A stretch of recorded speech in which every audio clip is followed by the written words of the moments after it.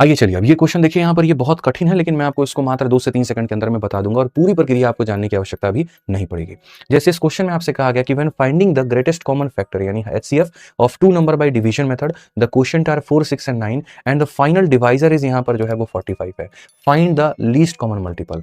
पहली बात, जब भी यहाँ 2 संख्याओं का तुम एचसीएफ निकालते हो और डिवीजन मेथड से निकालते हो, तो मेरे भाई जो तुम्हारा ये फाइनल डिवाइज़र आता है, इसी को हम एचसीएफ बोलते हैं। इसी को हम एचसीएफ बोलते हैं और हमसे कहा गया एलसीएम बताओ, ठीक है? तो मेरे भाई हम कोई भी विधि को अपना करके 2 संख्याओं का एचसीएफ निकाल रहे हैं और एचसीएफ का मान अगर 45 है, मेरे भाई एचसीएफ का मान हमारे सामने कितना है? 45 है और कहा गया एलसीएम बताओ। तो हम खुद जानते हैं कि एलसीएम जो होता है वो होता है एचसीएफ और इनटू मेरे भाई होता है कोप्राइम। यानी आसान भाषा में मैं कहूंगा तो जो एलसीएम है वो एचसीएफ का मल्टीपल होता है, ठीक है? और एचसीएफ किसका है? 45 इनटू मेरे भाई कोप्राइम। अगर एचसीएफ 45 यानी 9 का मल्टीपल है और 5 का मल्टीपल है, अगर एचसीएफ 9 और 5 का मल्टीपल है तो एलसीएम भी 9 और 5 का मल्टीपल होगा। ये 5 का मल्टीपल नहीं है तो आंसर नहीं होगा, ये नहीं है तो नहीं होगा, ये नहीं है तो नहीं होगा, तो ऑप्शन नंबर ए जो होगा करेक्ट होगा।